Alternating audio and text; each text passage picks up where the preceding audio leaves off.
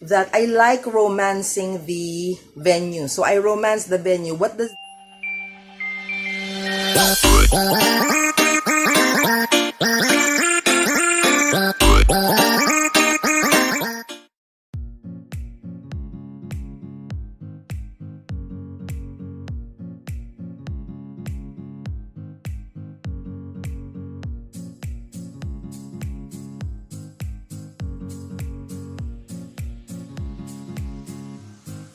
there? So we're now here. We just arrived in our session venue. So what am I gonna do later when I'm done preparing and romancing the room? I'm gonna give you some tips on how to jumpstart our training session. So once again, good morning, good afternoon, good evening to each and every one of all, and welcome to a day in the life of a speaker. May kinikilabutan ako dun sa pagtawag ng speaker, but I'm a trainer, so yun. Trainer, facilitator, or whatever you wanna call it. Ayan, padating na aming client. Zhao is setting up. There you go. So ako rin, magsiset up na ako. Ayan, magsiset up na rin ako. There you go. Ito na nga. Ayan na nga si Jack. Kaya kailangan mabilis i-set up na kasi anong oras na kasi.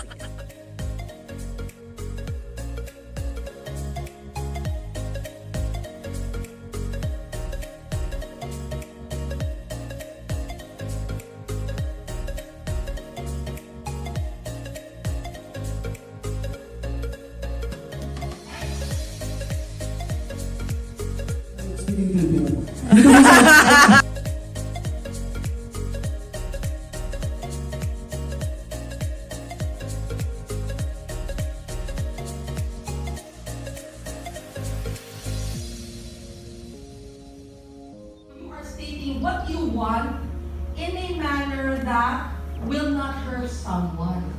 Kumbaga, talking to someone with emotional intelligence. Kasi you know how it is in this life. Let's face it. It is a what? Ano yung tinatawag nila? Survival of the... Okay, fittest, okay? So, survival, kumbaga, ano yun? Dog eat dog ang style. So, kung ikaw ay mahina, tendency ay kakainin ka. So, you can assert yourself but you're not.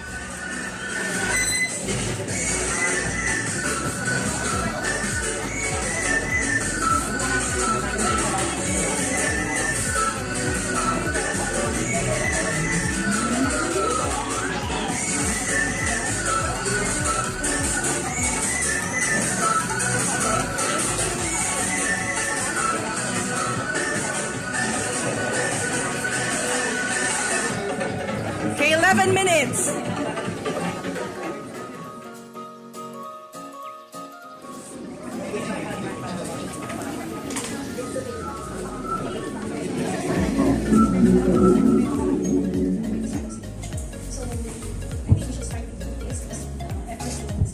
Yes. Big word ba? Big word ba yung status sa Facebook. Okay. Discuss what is important to you in terms of the relationship. Meaning, okay, we dig deeper. Ito na lang yung maraming beses na whys.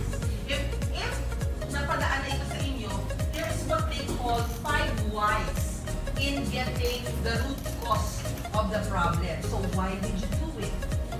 Okay? First, why did it happen? Why did you do it? Puro why. Until you get the answer. Okay? You may say the why. You can also state your feelings. I'm a bit... Okay, and yes, Jao, we have ended our session. Thank you so much, Jao, for today. I know it's not as easy as it is as you see our programs, but again, with the help of Jao, and see, talagang ayan na, oh, we're wrapping up. Yes, the aftermath of what we've had previously. So again, later you would know some tips that I will give on how to jumpstart your... And hi everyone! My name is Not So Tiny Tintin, and thank you very much for viewing my vlog. Just like what you've seen and what we have right now, I will give you the steps. How do we jumpstart a training? Needless to, the knowledge of everyone, kung hindi pa kayo masyado na-view yung aking mga vlogs. Pero ito, this one, A Day in the Life of a Speaker. Ayan. So, you may check that out. So, part of what I do in my role is to facilitate trainings for our clients and also sister companies. So, with that, how do we start facilitating a training? Kasi hindi siya ganun kadali. So, sisimulan ko na. I'm going to start. Ensure that you are early.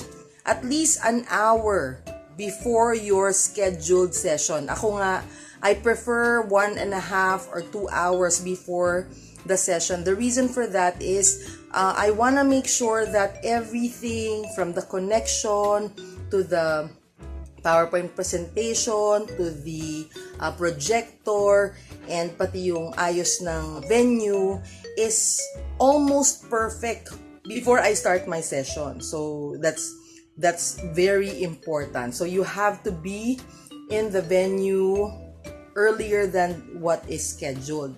Okay? Para kung meron man problema, you still have time to work on or do workarounds. Okay? Second is, itong pinaka-favorite ko sa lahat. And alam ito ng mga coordinators namin in our organization or in our team, that I like romancing the venue. So I romance the venue. What does that mean? That's number 2. It means that when I go to the venue, I feel the venue, I somehow work on my blocking, and as to how I would go about with my training. So parang dinadama ko na siya, kailangan magkaroon ako ng jive with the venue. Kasi kapag yun nga, pagka dumating ka ng late, pwede kasing magkaroon ng mga, well, that's me. I just want to ensure na yun nga, I feel the venue. So I romance the venue. That's the second one.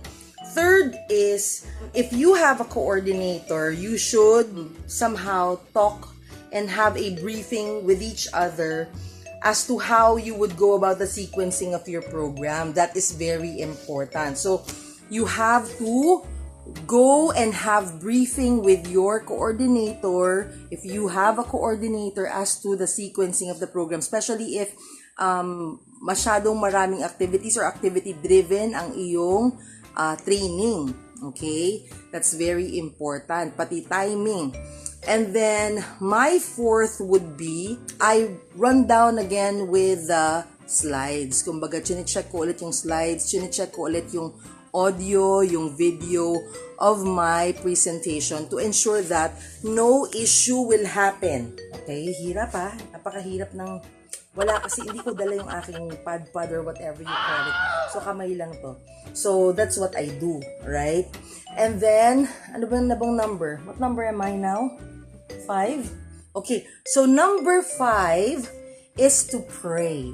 Okay? Siyempre, before you begin or before you start your program, you have to pray. Siyempre, for the turnout of your session. Okay? So, you have to pray. And then, kapag ka-start na, number 6, you have to have a punch. Alright? Kailangan you prepare, or kumbaga yung start mo ng training, you have a punch. What I mean by having a punch, you have to be striking. How can you be striking? You have to think of an intro. It could either be a story, it could either be basta something that would awaken the audience, alright? And then number 7 is ensure that you smile, look at your participants, and start engaging. Alright, so that's basically the 7 ways on how you can jumpstart your training. Have a great day. Have a happy weekend. Thank you. Don't forget to like, subscribe, and share.